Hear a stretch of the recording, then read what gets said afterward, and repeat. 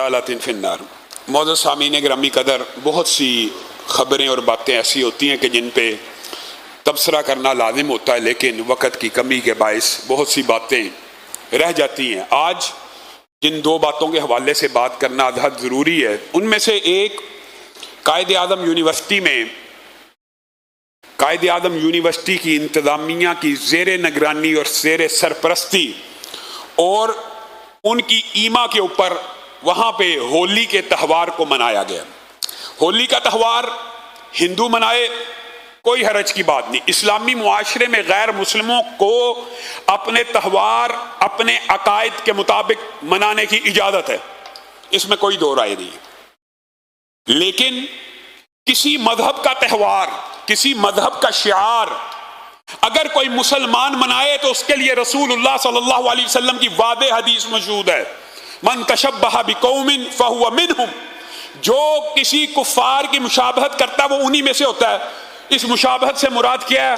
کفار کی طرح کپڑے پہننا، کفار کی طرح بال رکھنا نہیں، اس سے مراد یہ ہے کفار کی طرح بود و باش، کفار کا کلچر۔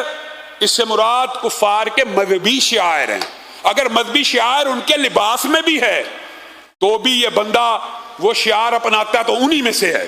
رسول اللہ کہہ رہے ہیں، کوئی مولوی نہیں کہہ رہا۔ افسوس اور دکھ ہوتا ہے لوگوں کو سمجھایا جائے، ہولی منا لی ہے، اس میں حرج کی کیا بات ہے، رنگ ہی تو پھینکیں۔ آپ دین کو سمجھے نہیں۔ رسول اللہ صلی اللہ علیہ وسلم نے آپ کی خوشی کے تہوار الگ مقرر کیے، آپ کا شعار الگ مقرر کیا ہے۔ یہ جو جمعہ ہے یہ شعائر اللہ میں سے ہے کہ مسلمان ہفتے میں ایک دن اکٹھے ہو جائیں اور آپس میں ایک دوسرے سے بغلگیر ہو جائیں، ایک دوسرے کی مشکلات کو سنیں، ایک دوسرے سے ملیں۔ اجتماعیت ہے، یہ شعائر اللہ ہے، یہ اللہ نے آپ کو دی ہے۔ عیدیں ہیں، یہ شعائر اللہ ہیں۔ 5 نمازیں ہیں، مسجد میں اکٹھے ہونا ہے، یہ اللہ کی عطا ہے۔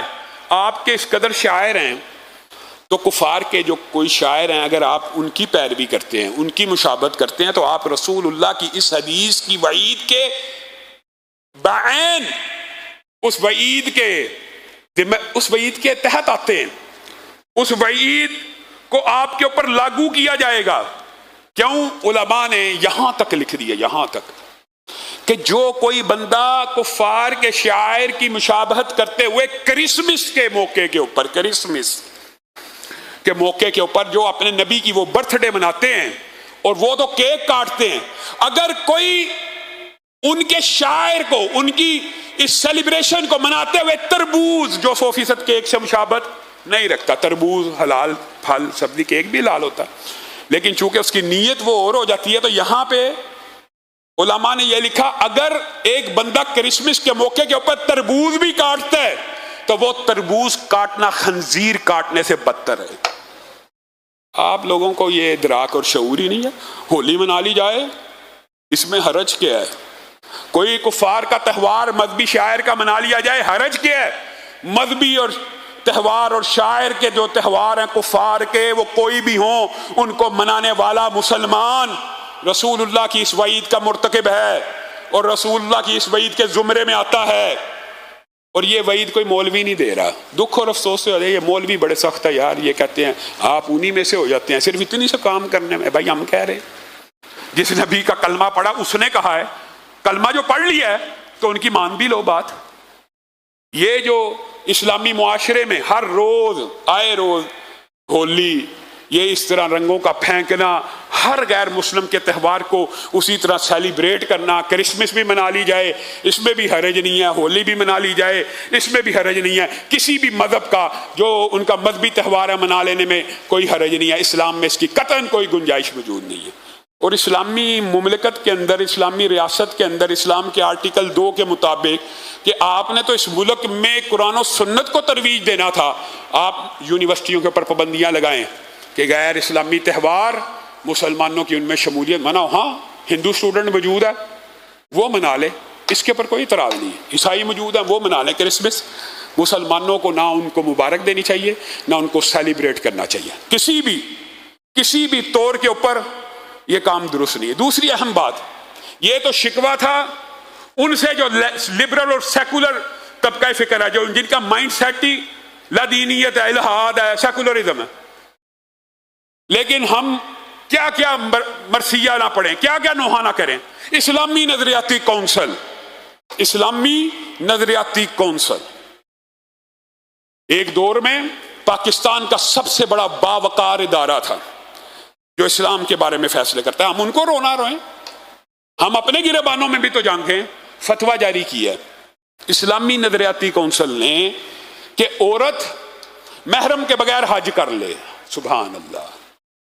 اجتہاد کے دروازے نصوص کے باب میں کھولنے کا یہ جو کام اسلامی نظریاتی کونسل نے کیا ہے، پھر ایک بندہ کہنے پہ مجبور ہو جاتا ہے کہ یہ جو سیاسی بھرتیاں اور سفارشیں آج اسلامی نظریاتی کونسل کو اتنا بے وقت اور بے وقار کر گئی ہیں کہ آپ نے یہ فتویٰ دے دیا ہے کہ غیر محرم کے ساتھ یعنی عورت محرم کے بغیر سفر کر لے کتنے دن؟ 40 دن. رسول اللہ صلی اللہ علیہ وسلم کی 12 سے زائد حدیث ہے، متعدد حدیث ہیں، گنتی نہیں ہے. رسول اللہ صلی اللہ علیہ وسلم نے فرمایا کوئی عورت جو میں محمد صلی اللہ علیہ وسلم پہ ایمان رکھتی ہے، امتی عورتوں کے لیے، کوئی مسلمان عورت 3 دن سے زیادہ سفر نہ کرے. 3 دن، ایک حدیث کے الفاظ ہے 3 دن سے زیادہ سفر نہ کرے اور اس کے ساتھ اس کا محرم ہو. ایک اور حدیث میں 2 دن اور ایک حدیث میں 1 دن.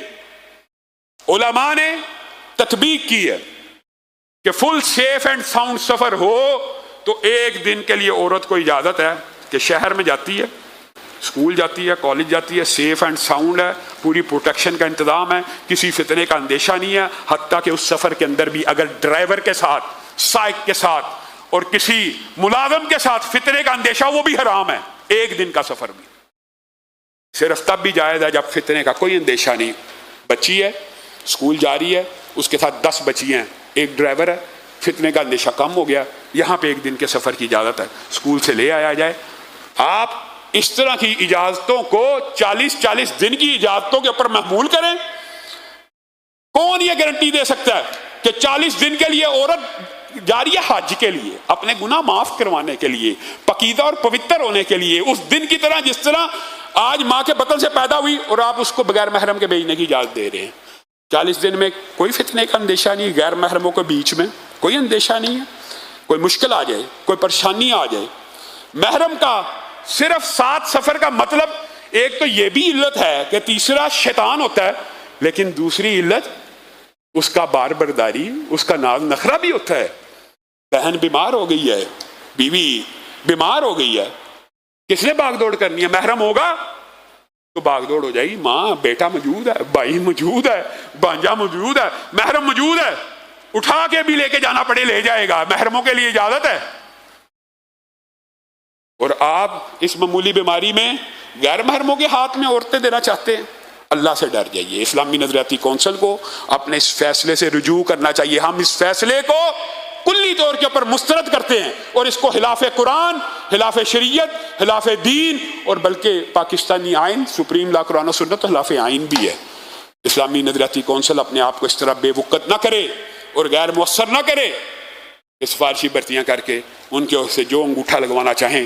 علماء رہے نہیں، کچھ ہیں، سب کے اوپر اعتراض نہیں ہے، لیکن ان کو بھی، اور میں یہ سمجھتا ہوں اللہ کے فضل سے پہلے بھی 1-2 مرتبہ اسلامی نظریاتی کونسل نے اس طرح کے بچگانہ فیصلے کیے، انہوں نے اس کے اوپر رجوع کیا تو پاکستان بھر کے علماء کی نمائندگی کرتے ہوئے ان سے یہ اپیل ہے کہ اس فیصلے کو واپس لیں.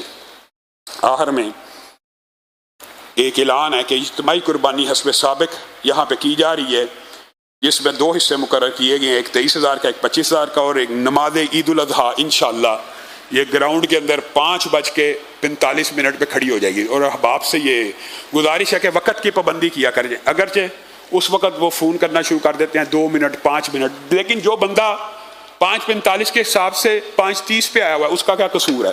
تو انشاءاللہ 5:45 کے اوپر نماز کو عین 5:45 پہ کھڑا کر دیا جائے گا.